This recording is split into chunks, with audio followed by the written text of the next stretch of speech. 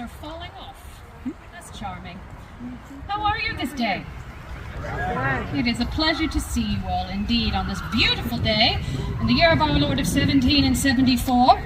And for those of you who I have not had a proper introduction, my name is Mrs. Washington, and it is a joy, friends, to see you all in the capital city. Admittedly, oh heavens, the college students are at it again. Admittedly, the Colonel and I have not been down yet this year, but we are very happily back to what we consider our second home now, and very pleased to be able to spend some time with you all. He sends his regards, of course. Friends, I hope that when you come to Williamsburg, you find as much satisfaction and happiness in this place as I always have. For it is, friends, like a second home to me. I was not born here, mind you. I was born some 30 miles west of here, out in New Kent County, right along the banks of the Pamunkey River. My father, coming to these shores from Oxfordshire in the 1720s, he and my uncle eventually found themselves on the Pamunkey River, settling on either side of it. He met my mother, a young lady from Williamsburg, fell madly in love with her. She said she would not marry him until he purchased her an estate, to which he did directly. And 1 year later, out I came. And so thus, friends, I was raised only some 30 miles from here, and it was quite idyllic out on the banks of that river. Our closest neighbor was some 4 miles upriver from us, and truthfully the only way that we could discern if he was in residence was if we could see the smoke coming from the chimneys above the treetops. But it was very lovely. However, being so close to Williamsburg, we found ourselves coming to this place with great frequency when I was a child, owing to mostly that my father became the clerk of that place, the legal clerk, I should say, which meant, in my estimation, that he was the best legal mind in all of New Kent County, although I might be rather biased in that. And thus, whenever his business brought him to Williamsburg, in bringing all of the records of New Kent County Court to the Public Records Office, being the eldest of all of my mother's children, I felt that it was my privilege, and indeed my honor, to attend my father every time he came to Williamsburg. And of course, because I was the oldest, I could run faster than the rest of my 7 siblings and get to the carriage first. But I have been coming to this place since I was a child, and it has been very near and dear to my heart. And of course, it has been in Williamsburg where this community has welcomed me with open arms from the time I was a child all the way to this very day. It has also been at this place that I have truly discovered bits and pieces of who I truly am. You must understand, when I was about 16, my brother and I, my brother John being the next in line to me, we received an invitation, my friends, to attend a ball here in the capital city. Now, mind you, prior to this time, each and every ball that we have attended, our parents have been invited, and they allowed us to attend. But my parents represented the Dandridge family. This time, however, it was a bit different. The invitation was made out to my brother John and myself, which meant, friends, that we were coming to the city without our parents. But that also meant that we had to represent the Dandridge family. Now, being the children of a clerk, we expected that our first public engagement without our parents would be at some place suiting the children of a clerk, be it at a tavern, for instance, at a subscription ball, or perhaps even in a private home like Mr. With's there on Palace Green. But no, this invitation, I'm quite certain, came because of our uncle's prestige sitting in the governor's council. For my brother and I were invited to a ball there, at the governor's palace, which meant, friends, that my time became entirely engrossed in perfecting my minuet. For as you are well acquainted, friends, although it is falling out of favor for that of the cotillion coming over from France just now, but when I was a child, back in the ancient days, every ball or assembly was begun with the minuet stepped. It is a very formal dance, friends, originating in the courts of Louis XIV, and it is stepped in a very specific pattern, in a very specific way, from the highest ranking couple in that ballroom all the way down to the lowest ranking couple in that ballroom, in complete silence. Save for the musicians, of course. Now, at the governor's palace, friends, who do you think steps the first minuet? The governor, exactly. This is not a trick question. Who do you think he steps it with? His wife, exactly. Now, please, think about this answer before you shout it out. Who would he step with if he is not married? Not his mistress! That is why I encouraged you to think, my friends. His mother is a very good option, but no, these are danced in social order. So thus he would step with the next highest ranking lady. Yes?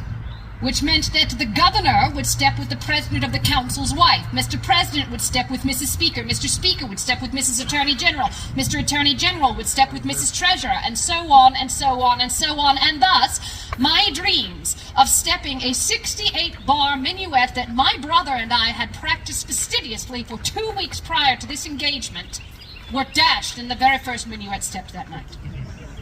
Now, I eventually was called to the floor to step my minuet because, of course, once you step the minuet, you are not called to the floor again until all of the minuets had been completed, and then the country dances, the reels, the jigs, and the cotillions begin.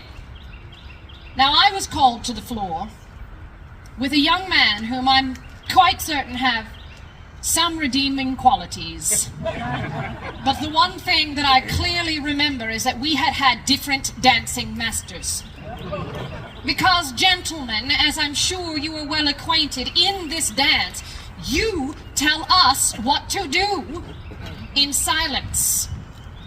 Which means, friends, that every turn of the hand means something particular, every doff of the cap, every point of the toe.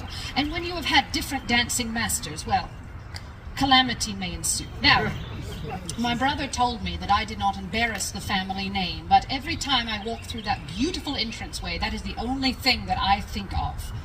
Because, of course, when I stepped my minuet in that building, it was before that magnificent ballroom had been added to it. But it did exactly what my mother anticipated. It allowed us to come to Williamsburg, to engage in the society here, so that my brother and I might start think about that next great passage in our lives being what? Exactly, marriage. And my mother was very pleased when about 6 months later I returned back to home, and I told her with great confidence that I knew who I was going to marry. Well, I suppose it was a mixture of delight and sorrow, because she did not need to spend all of that money on those dancing lessons, because I had determined that I was going to marry my next-door neighbor. Now, my next-door neighbor, friends, moved to the area of New Kent when I was 4 years old. He was 24 years old, and he was a gentleman of Williamsburg. In fact, he was raised just on the other side of Palace Green there.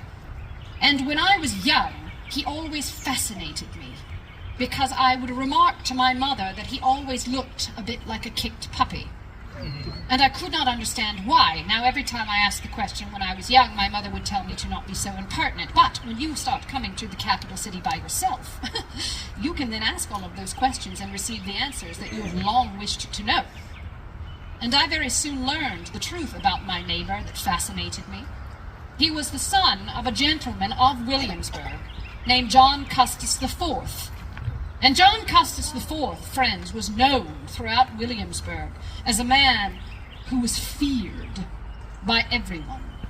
He was a member of the governor's council, and indeed the president of that council, and almost the lieutenant governor of Virginia. And thus, between his politics, he was absolutely terrifying to everyone, except for one person, his wife. He married a woman by the name of Frances Park out at Green Springs, and they were successful in the fact that they did have a son, a man by the name of Daniel Park Custis. But unfortunately, the marriage betwixt those two soured, and true dislike, if not hate, began to seep in betwixt the two. In fact, it got so bad betwixt the Custises that the good people of this place had to have a legal agreement drawn up that the two of them had to sign, saying that they would not call one another vile names in public. So, I do not wish to speak ill of the dead, But I do think it was one of John Custis IV's favorite days when his darling wife finally did pass on to meet her maker.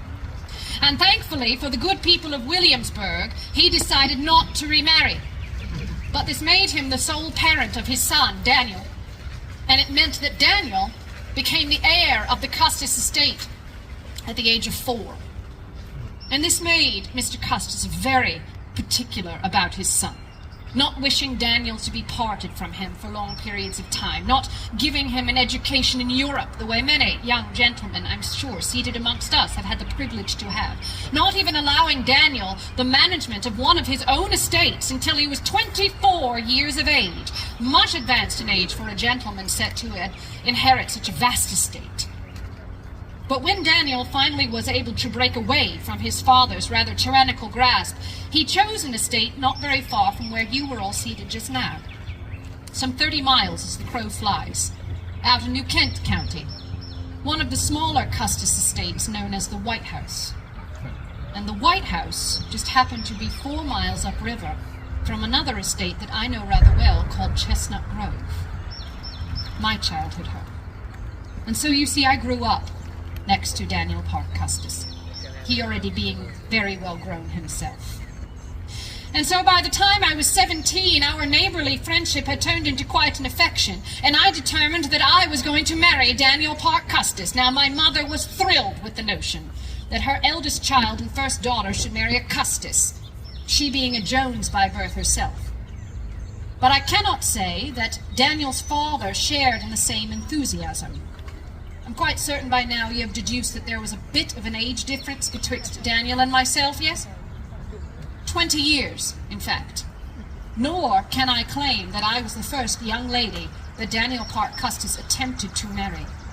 Oh no, friends, there were several young ladies during Daniel's youth that he attempted to marry. However, every time he brought one of those young ladies to Custis Square here in Williamsburg for his father's approval, they were deemed not good enough to marry the heir of the Custis estate, up to and including his own cousin, Annie Bird, out of Westover. And so how, friends, do you think that John Custis IV reacted when he received news that his son and heir wished to marry a 17-year-old daughter of a clerk and niece of his political rival? You are much more polite than John Custis IV was. In fact, friends, he ranted and he raved and he spewed his venom all the way from Williamsburg to New Kent County and back, saying to anyone who would listen that my son will not marry a Dandridge, that I would rather throw the Custis silver into the streets of Williamsburg than allow a Dandridge to have her hands on it. Direct quote. Now, friends, Daniel, being much accustomed to his father's rather tyrannical nature, instead of addressing him face to face, asked some of our friends here in Williamsburg to speak to him on my behalf, and they were kind enough to do so. Mr. Blair went to Custis Square, spent the better part of a day there speaking of all of the amiable qualities of Martha Dandridge, to no avail. Mr. Lee tried his hand at the same. In fact, he spent the night at Custis Square, opening up some of the best bottles of Madeira in the cellar, to no avail. In fact, it was Mr. Lee who wrote to Daniel after his particular attempt and told him that he was so enamored with the thought of marrying me that perhaps he ought to just do it and tell his father later. But that was not Daniel's way. When finally, after several months of this, I began to grow rather weary of all of these gentlemen speaking on my behalf. There is one thing that you must understand about me, my friends. I am the eldest of 8 children born to my parents. And of all 8 Dandridge children, I am the one that my mother describes as the determined one. And I do not believe that she means it as a compliment sometimes.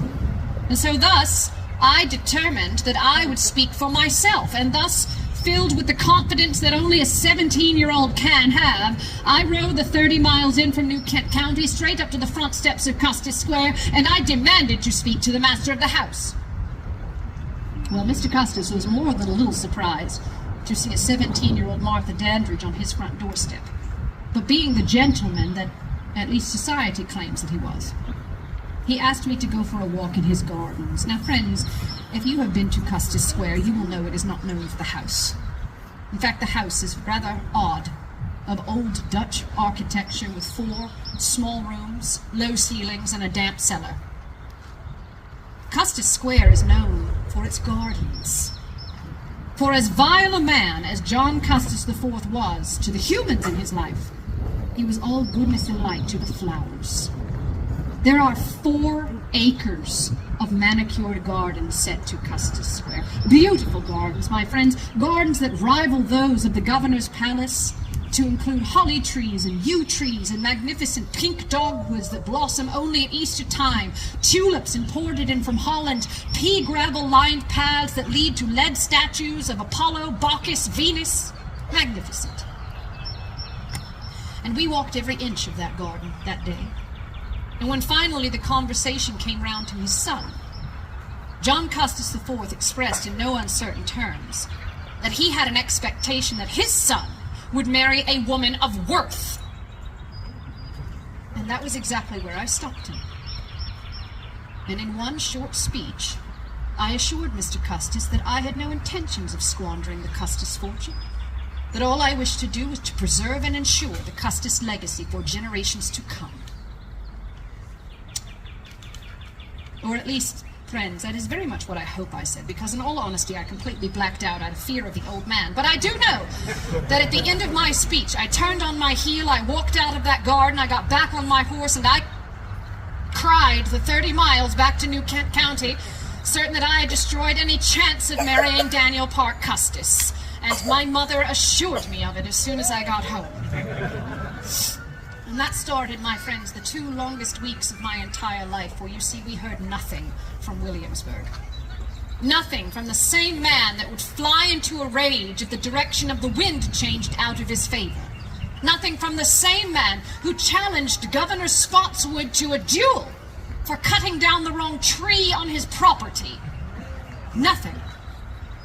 And that, I think, was more terrifying than the worst tirade he could have offered.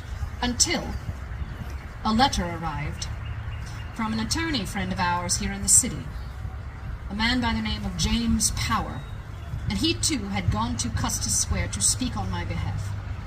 Although this time he wrote Daniel to say that before he could even begin his overture, old Mr. Custis proclaimed that he would rather Daniel have me over any lady in Virginia, and indeed he was just as enamored with my character as Daniel was, all owing to a prudent speech made by Miss Dandridge.